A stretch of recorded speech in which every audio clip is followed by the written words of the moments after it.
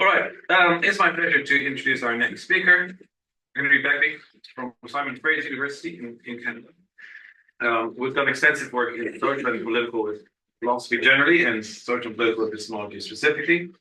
Also in other issues like the cognitive underpinnings of language. He's written the book Prejudice, a study in non-ideal epistemology that he wrote on. It's 2021, I believe. Yeah. Is it OUP? Yeah, it is OUP.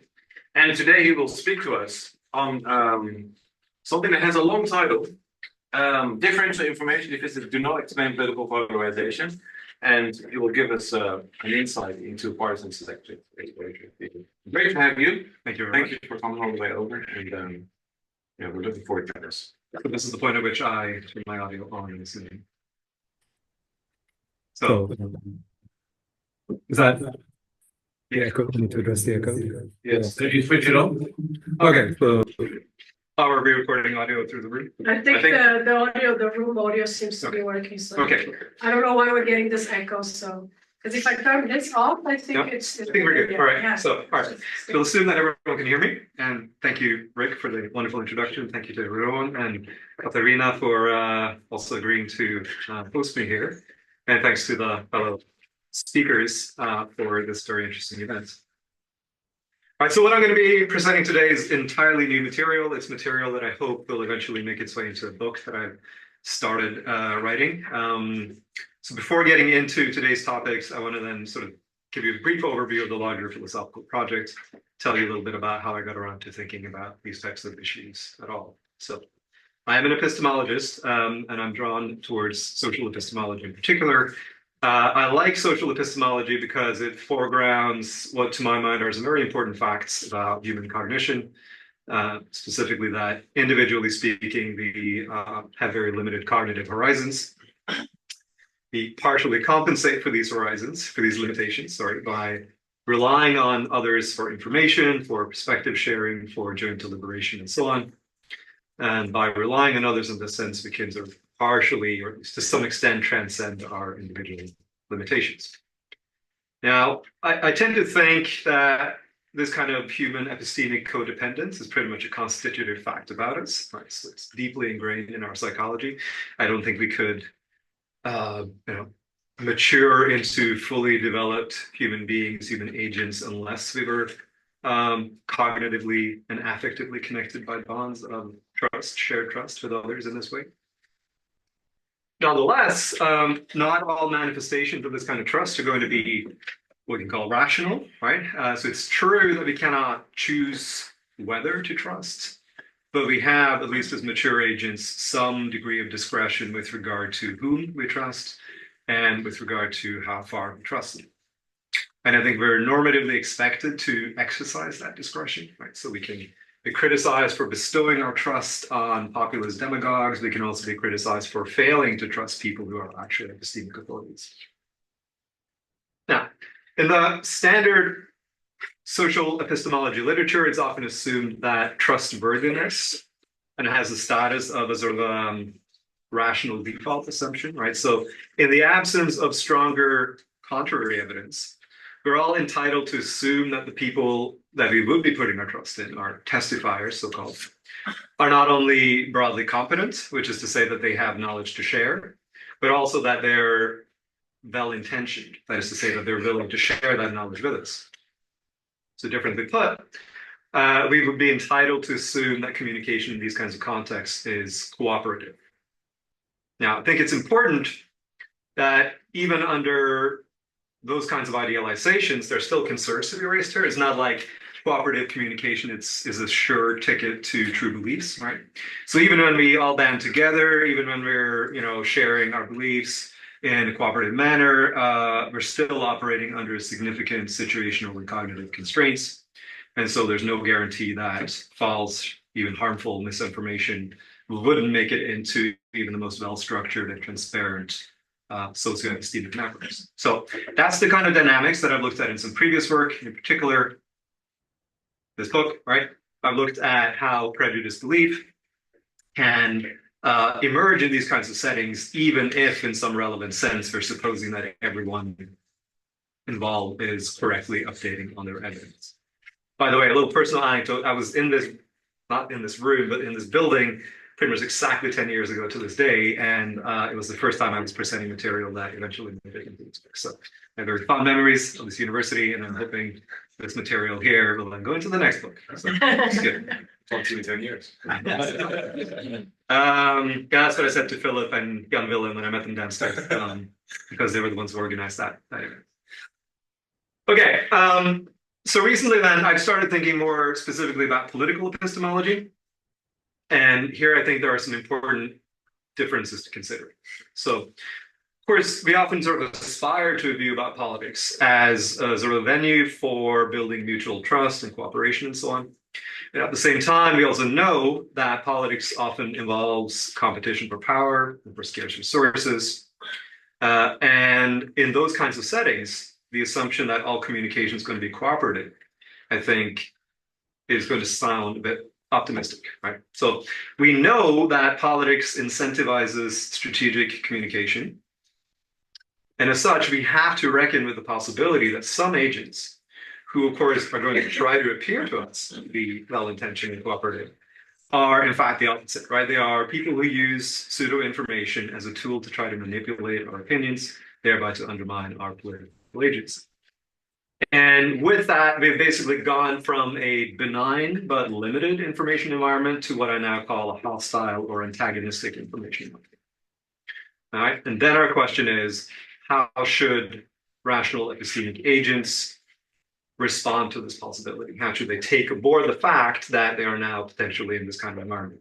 So that's the project that I'm currently engaging in. To be clear, I don't think this is really, we shouldn't think of this as a stark choice between one model or the other. What I do think is that the juxtaposition of these two models sort of captures something important about our situation, right? So we are deeply social creatures who have to form trusting relationship to others. That makes us vulnerable. And so we should also expect that in certain contexts, there will be people who try to exploit that vulnerability. And the question is, how do we respond to that fact? So that's it for the background. So today, what I want to do is to talk about a concept that's generally taken to describe a prevailing sense of antagonism in contemporary political discourse, namely political polarization. Political polarization is standardly taken to be sort of a multidimensional concept.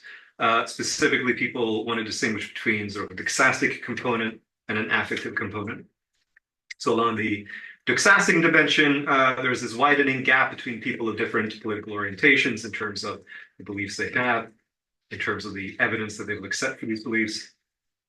And along the affective dimension, this increasing doxastic distance is then also matched by an increasing degree of antipathy towards people who hold opposing views. So these people are not only misinformed, they might also be sort of morally misguided, right? Because they don't hold the right kinds of values, because if they did hold the right kinds of values, they would not have these kinds of beliefs. Now, since I'm an epistemologist primarily, I'm going to focus on the doxastic component first and foremost.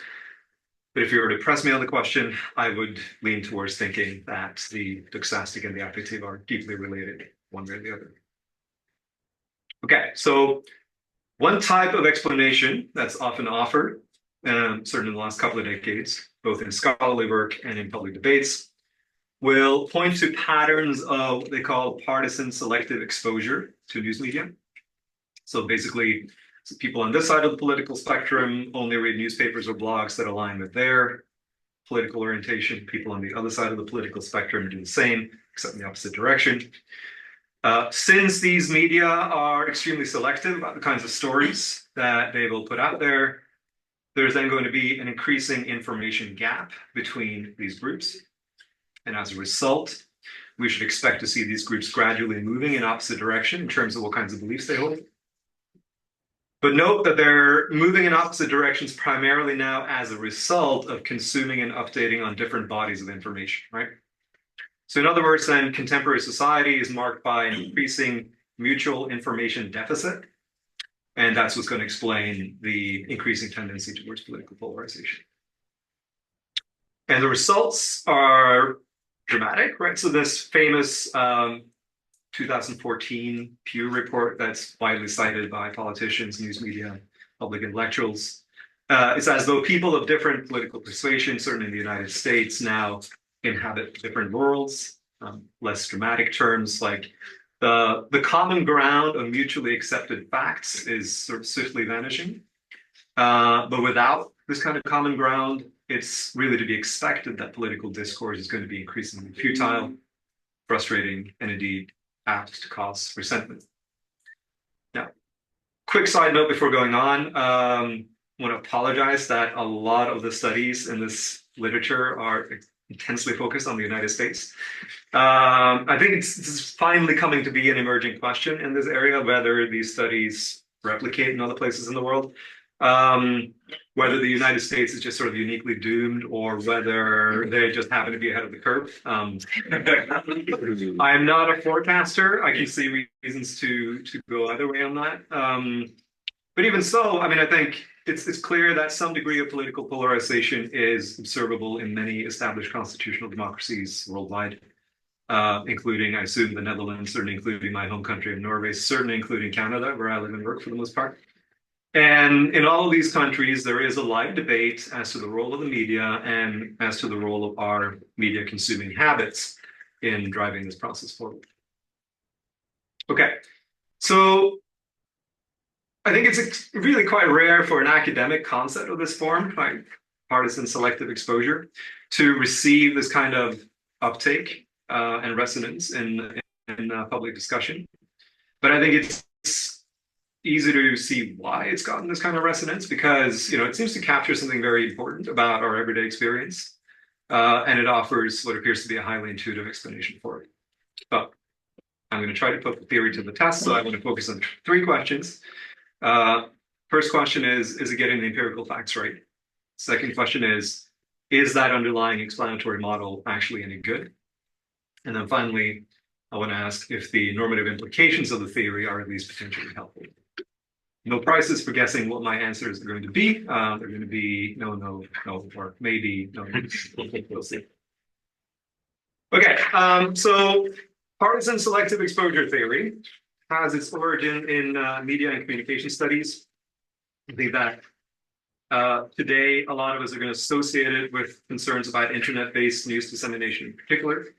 So I think sort of the modern incarnation of the theory might have come to public attention first in about 1995, where Nicholas Negroponte launched this concept of the Daily Me that he envisioned as a sort of a online news aggregator that would specifically cater to any individual reader's tastes and interests, right? So apparently Negroponte was very optimistic about this idea, thought it was very cool. But of course, once an idea like that is launched, then it's not going to take long before someone's going to start looking at the drawbacks of it. And so in 2001, Cass Sunstein argued that this kind of news personalization would lead to echo chamber formation and then eventually to political polarization. I think perhaps the most recent important contribution is this very famous TED Talk from 2011 by Eli Pariser, where he talks about this in terms of filter bubbles, bringing sort of their new sort of technological lens to the idea. But I want to point out to you, even if the idea is familiar, it's actually been around for a lot longer than most people seem to think, dating back at least to the 1940s is what I've discovered. And when you think about it, maybe it's obvious, right, that for every new information technology that comes our way, there's going to be some public intellectual out there who's going to say this technology is going to be the death of us, right? Whether it's politically aligned print media, whether it's cable television, talk show radio, or finally the internet. It could also be, of course, that the theory has, as it were, finally found its mark. Reality has finally caught up with it. And I think that among academics, among public intellectuals, among ordinary concerned citizens, there seems to be sort of an emerging consensus today that the internet and social media in particular is playing a strong causal role in driving political polarization forward. I think in part this reflects this idea, and this is the idea that Eli Pariser sort of brought to the forefront, that social media now introduces a new causal mechanism, right? So whereas earlier versions of this theory had to make speculative assumptions about individual choice, perhaps rooted in some notion of cognitive bias or need to avoid cognitive dissonance, so forth. Advocates of this theory can now sort of bypass that thing altogether and point to algorithms that do the filtering for us, right? Whether we are aware of this filtering, whether we approve of this filtering, consent to it, and so forth. So I want to point you to this quote by a prominent American psychologist named Jonathan Haidt, writing for The Atlantic in 2022. I think captures the sentiment quite nicely. He says, this is in response to the question, why have the last 10 years of American politics been so uniquely stupid? He says, well, Facebook, Twitter, YouTube, and a few other large platforms unwittingly dissolved the mortar of trust, the belief in institutions, the shared stories that had held together a large and diverse democracy. So again, the immediate context is the United States, but at the same time, there seems to be an emerging sentiment in many other places as well that the same is true or soon about to become true here as well. All right. So I'm going to start then by asking what I hope will sound to you like a relatively straightforward question, namely, is it correct that people primarily or increasingly get their news from selected politically aligned news outlets? And that turns out to be a surprisingly difficult question to answer. But despite what some philosophers at least like to think, it's absolutely not a trivial thing to gain significant amount of data that reliably correlates people's media habits on the one hand with their political beliefs on the other hand. So early studies supporting partisan selective exposure theory would have attempted a very simple approach, right? So you just ask people, right? So you have them fill in a questionnaire. It consists of two parts. One part where they're asked about their political beliefs or where they locate themselves in the political spectrum. The other part where they're asked how much time do they spend per week consuming news from different outlets. That's of course an easy way to generate a lot of data. What's not so clear is that it's a good way to generate reliable data. All right. Partisan respondents really have no incentive to accurately represent facts about their own media consumption. And since they lack that incentive, and because they self-identify as politically partisan, I think they have every reason to assume that these data are not going to be particularly reliable. Now, that's a known problem, right? One way to try to fix the problem is to take an experimental approach. All right, so you invite people into the lab. Once again, you're going to have them fill in a questionnaire where they sort of self-identify or answer a survey about their political orientation. And then you give them a sort of a simulated online choice environment where you have a sort of a mocked up news aggregator. So on the front page, there's going to be a variety of stories broadly aligned with one type of political orientation or the other. And then, they're going to click on one headline. It's going to take them to a different page. There's going to be more headlines, et cetera, et cetera. And then at the end of the day, we sort of see how much time they spent overall reading news with this kind of political slant versus news with that kind of political slant. And then we compare it with what they said about their political beliefs growing up. So I think that's an improvement, right? But again, there's problems. One problem has to do with what's called ecological validity, right? It's just unclear how well their selective exposure in this type of simulated environment really predicts their behavior in the real world.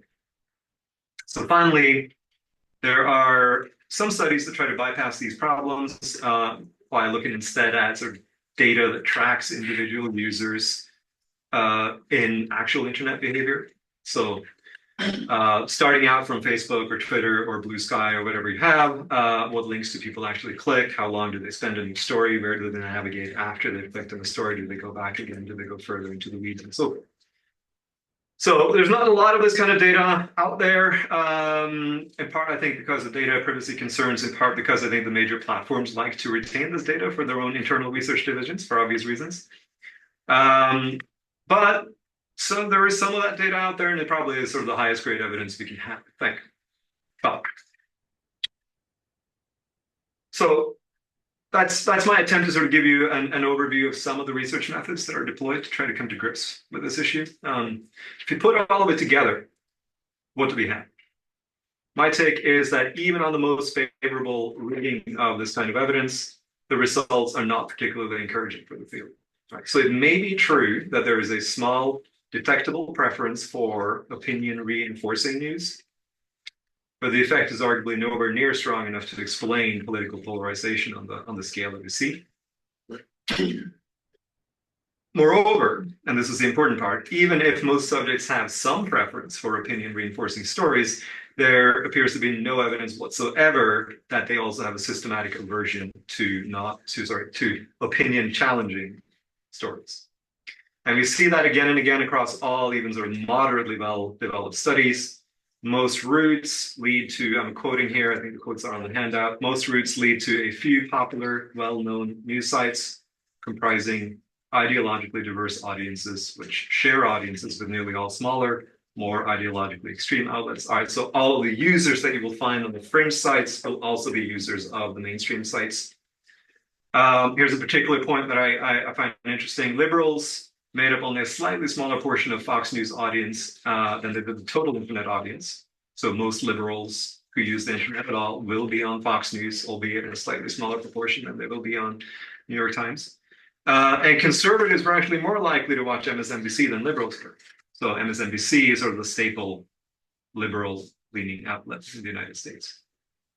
So the relevant upshot, I take it, is something like this, right? Even if it were true that people spend more time engaging with opinion reinforcing news, and in a sense exhibit something that you could call a bias or a preference, it's still the case that they also spend a significant amount of time willingly and knowingly exposing themselves to opinion challenging news.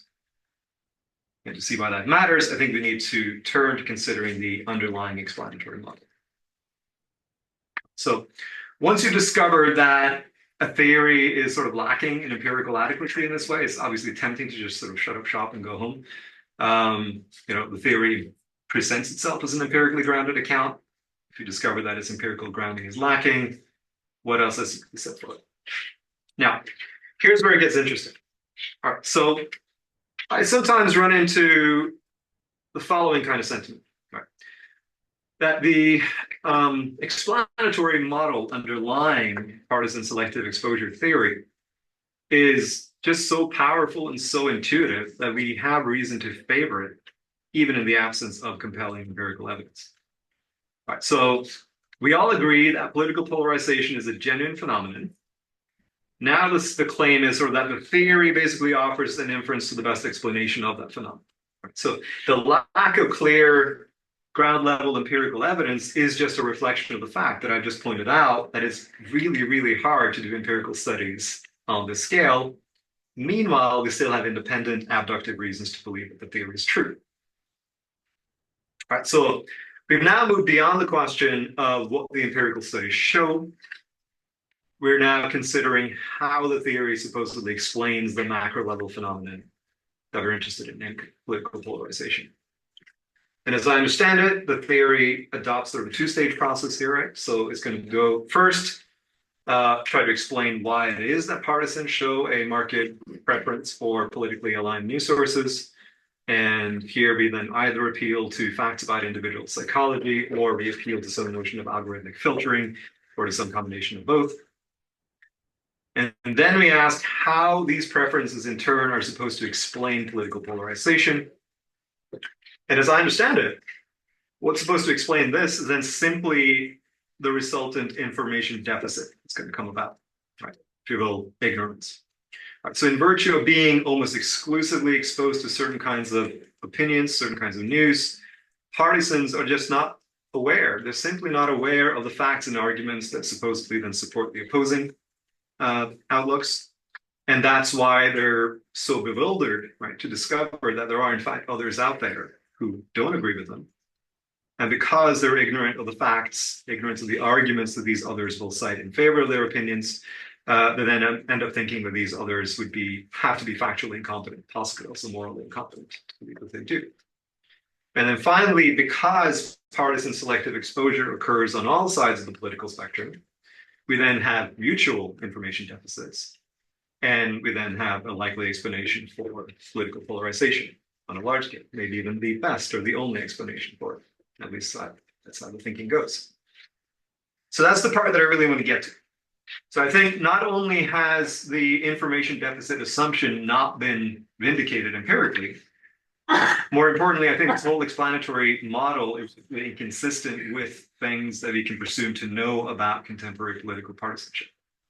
So in brief, political partisans tend, I think, to have a highly developed sensitivity to the kinds of alleged facts and arguments that support opposing political viewpoints.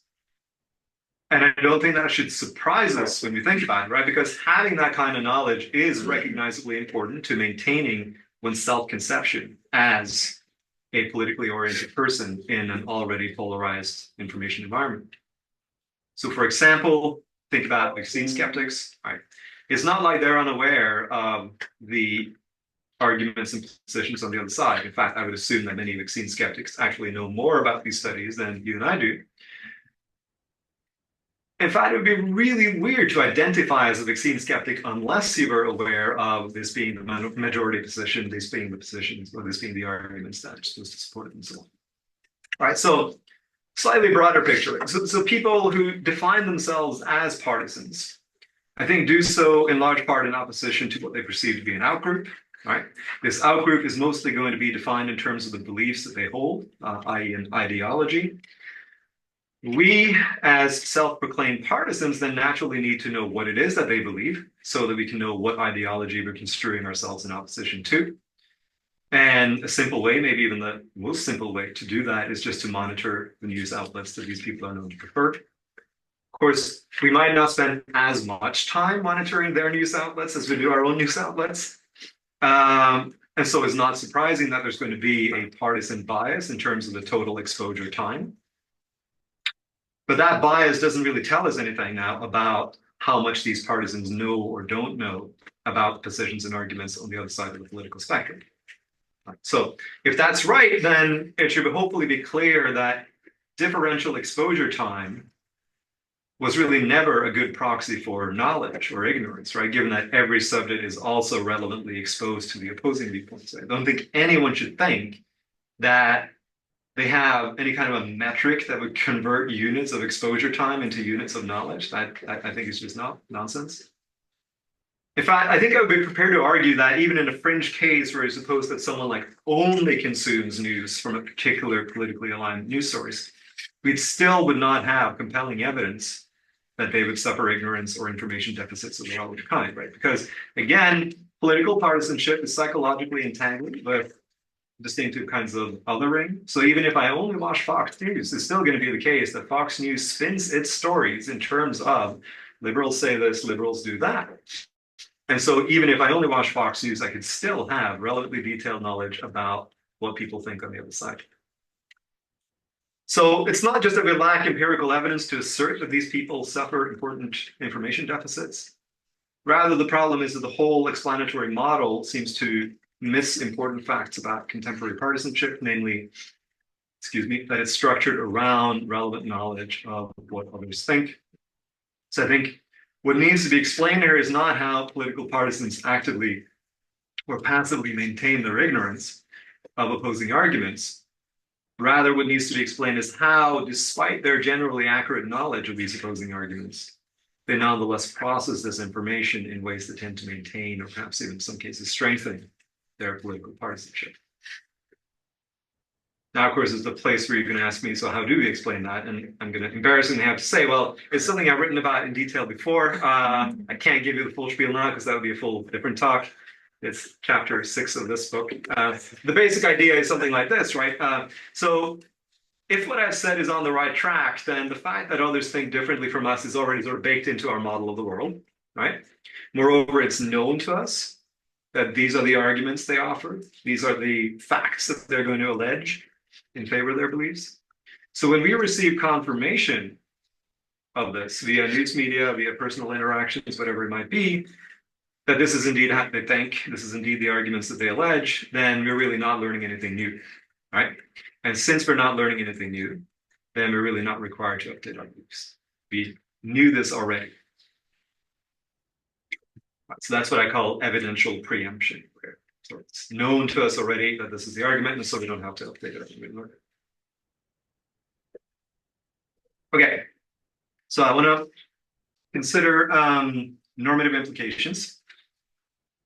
So if partisan exposure theory were on the right track, then I think the normative implications would be quite clear, right? So basically everyone would be under a general epistemic obligation to diversify their sources. means roughly, ensure that they get news also from sources that don't align politically with their own outlooks.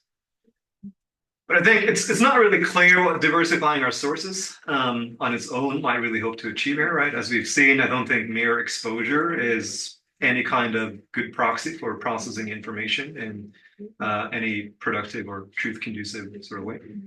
In fact, I think it's pretty clear that most people already have a relevantly diverse information diet. But if the problem is really not one of information access, right, but of information processing, I think it sort of suggests that we might try to construe this idea in slightly different, slightly more relevant way. So we're under an obligation then not just to expose ourselves to opinion-challenging views, but maybe also to keep an open mind as we do so. All right. So here's how I think about this. The standard model presumes that if only we had the information, then we would process it correctly. I think diversify your sources now tends to speak to this idea, right? So make sure you're broadly informed. But as it turns out, we already have the information, even if you process it in ways that don't seem to mitigate political polarization in the least. So I think keep an open mind sort of transposes that normative injunction into the realm of information processing rather than information gathering. So we should not just make sure that we know what and how others are thinking, but we should also be open to the possibility, say, that what they're thinking is right.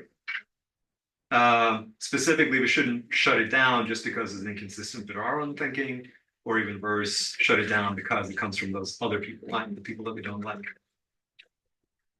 Now, this normative implication, I think, also seems to point towards sort of generally good epistemic principles. So consider Qasim Qassam's attempt to explain our current situation in terms of close-mindedness, right? So close-mindedness, he says, is an epistemic vice, resulting in an overconfidence in one's own point of view, biased processing of information that's inconsistent with that point of view. And notably, Qassam also believes, I think, that the epistemic vice of close-mindedness helps explain the contemporary adherence to conspiracy theories and other forms of sort of being radicalized political outlooks. All right, so here's the line that I want to try out. Namely that keep an open mind may seem like decent epistemic advice in certain kinds of highly idealized scenarios, specifically scenarios where we presume to start out with zero or virtually no information. But then the political context that we are talking about are not scenarios of that kind. I think in our current highly politicized socio-epistemic environments, keeping an open mind might actually be inconsistent with general epistemic principles. And I think that trying to adhere to open-mindedness in these kinds of contexts could in fact render us more vulnerable to certain forms of epistemic manipulation. So try to argue that in two steps, starting with the first point. So I'd like to think that most of us understand at some level that our political beliefs are fallible, right? Our beliefs are founded on reasons, but the reasons can be weaker or stronger. Conceding that one's evidence is less than certain is not to abandon those beliefs, right? Rather, it's reflected in the fact that for most of us, our level of confidence in these beliefs is going to vary. Right? So I have some degree of confidence in all my beliefs, but I have more confidence in some than others. Now, when someone offers a contrary opinion and asks me to keep an open mind, I could, of course, just understand that as the injunction to admit that what they're saying is within the realm of logical possibility. But then again, I've kind of already done that, right? I have conceded that my confidence in my own point of view is less total. So there's already room in my overall probability distribution here to admit that I might be wrong and you might be right. It just so happens that I don't think it's very likely. And nothing you've said has moved me to sort of shift the dial in any meaningful sort of way. So I'm keeping an open mind in the very minimal sense, right? That I'm not ruling anything out. But that doesn't seem to be what these people are asking for. Right? They wouldn't be happy to learn that I'm assigning to their political beliefs the same sort of non-zero but marginal probability that I might assign to the hypothesis that I'm dreaming or that the country of Finland does not exist. So what are they asking for then? Well, I take the spirit of the proposal to be something like this, that by keeping an open mind, I mean that you should treat it as an open question. should treat it as a live possibility, maybe even to the point of suspending belief in P or not P, as we say. So I think the problem is I can't rationally do that. I can't rationally do that consistent with a requirement of total evidence. So compare a situation that where I start out with near zero information, right? So let's say this morning someone tells me that this university was founded in 1880. Let's say that tonight someone says it was founded in 1882. So that might be a kind of scenario, right, where I should suspend judgment, where I should assign equal credence to both of these possibilities. The fact that I was exposed to one opinion before the other, for instance, does not seem to have any bearing on what I should believe at the end of the day. But I don't think that's the situation we're in when we're discussing political matters. We're not starting from near zero information. Instead, we reasonably take it that our beliefs are founded on reasons, even if the reasons are not conclusive. And even as I concede that it's possible that I might be wrong, the mere fact that you're offering me a contrary opinion does not force me to effectively suspend judgment on the question. Right? My total evidence will still massively favor my original view, and epistemic rationality requires me to judge in accordance with my total evidence. Slightly different angle. So we sometimes talk about this, and this bugs me. We talk about this as though we're discussing sort of freestanding propositions that have no probabilistic interconnections with any other things that we care about. And again, or rather, because they would be probabilistically disconnected from any other propositions, then we can sort of think about it as we can adjust the credence in one proposition, not worry about anything else, anywhere else, right? And again, maybe we can imagine scenarios that satisfy that kind of condition, but again, those are not the scenarios that we're in when we're discussing matters of politics. So if you're asking me to keep an open mind about the target proposition here, you're also, in effect, asking me to keep an open mind about the whole interconnected set of beliefs that serve as the evidence base for my belief. Given how deep some of these interconnections are going to run, suspending judgment on all of this would result in a massive warping of my overall outlook on the world. That couldn't possibly be warranted simply by the fact that you're offering me a contrary point of view. Right, so asking me to keep an open mind, say then about vaccine safety, right, is also then to ask me to keep an open mind about the expertise or the sincerity of the medical scientific establishment. That would again force me then to suspend judgment on my views about a lot of other medical treatment options out there, medical developments and so forth. The reason I can't do that is not because it would cause me a lot of stress or cognitive dissonance. The reason I can't do it is because it would be inconsistent with my total evidence. I have so much more reason to maintain conviction in my original belief and its supporting evidence than I have in anything that you've offered to me. So I can keep an open mind in the sense that I acknowledge is marginally consistent with my total evidence, that you could be right and I could be wrong, but that's not treating it as a live possibility or an open question. Okay, so keep an open mind is, I think, often inconsistent with the requirement of total evidence. Nonetheless, it sounds like it's good epistemic advice. Sounds like it's the sort of thing that's broadly constitutive of epistemic virtue. And as I've come to think of it, it's sounding like good advice is precisely why it's also become such a popular move in a particular type of epistemic manipulation, greasing the path towards radicalization. So the last thing I'm going to do then is to point you towards a recent qualitative case study of various kinds of QAnon-related message boards. So in case you missed it, sounds like last year's problem now. We have other problems. But QAnon was this, crazy conspiracy cult centered around the first Donald Trump presidency. They mostly lived on various internet message boards. One point of interest, I think, looking back at it, was very broad in its recruitment. Of course, there's going to be a lot of disaffected white, young to middle-aged men, but actually, if you look underneath, they were incredibly successful in recruiting people from all walks of life, really. So that kind of makes it interesting. No clear demographic profile. But anyway, so this recent study by Alice Marvick and Catherine Furl does us the favor of mining a huge amount of these message boards for insight into the following question. How do true believers describe their own conversion narratives to potential but hesitant new recruits. So context, lots of potential new recruits report being fascinated. They are interested in hearing more. They report, in some sense, wanting all this to be true, but they also report finding a lot of cognitive strain here, cognitive resistance, like they struggle to believe. And so they go on these message boards and they ask, so why am I struggling here? Can you help me out? The older recruits then helpfully guide them along the way. Part of what they do is to supply their own sort of narratives about things, right? So their own stories are invariably going to involve similar moments of doubt. And then they say, don't worry, like this is a gradual thing. You're not alone. Keep working at it. It's going to come to you. Marwick and Furl call this processual red pilling. I think it's a wonderful coinage. So the context is red pill versus blue pill is an oblique reference to the movie The Matrix. So protagonist is given a choice. You can swallow the blue pill, go back to seeing conventional reality as you always did, or you can swallow the red pill and see the unsettling truth about the world as it really is. Now, these people say, look, given the amount of blue pilling that you've been subjected to throughout your life, it's really too much to expect that a single red pill is going to affect this whole cognitive reorientation in a single go. Instead, you should understand it as a process.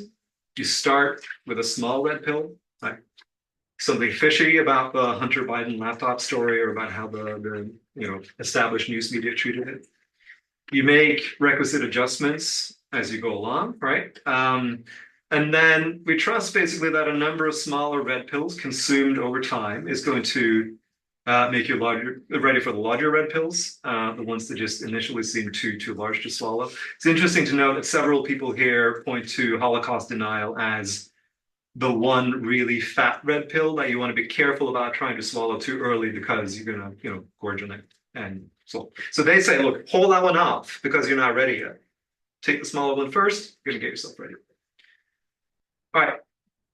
I think the point to note here is that at no point do these people tell you this is what you should believe, right? In fact, they say it's perfectly fine for you not to believe it at this point.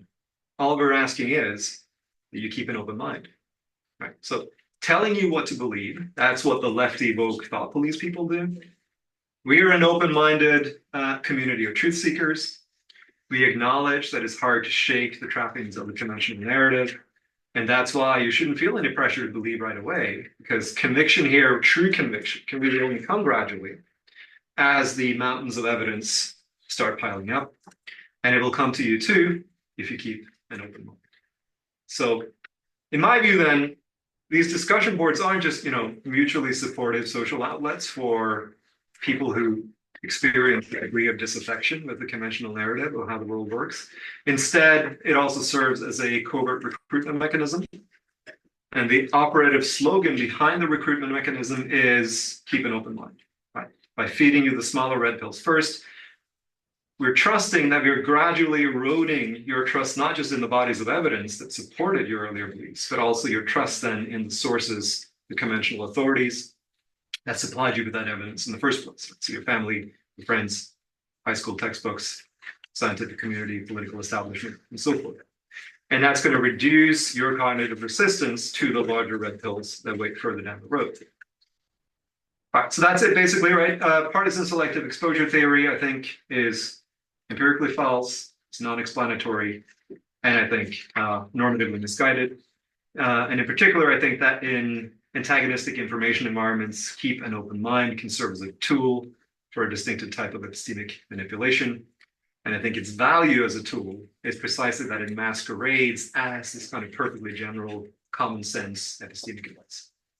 All right, thank you.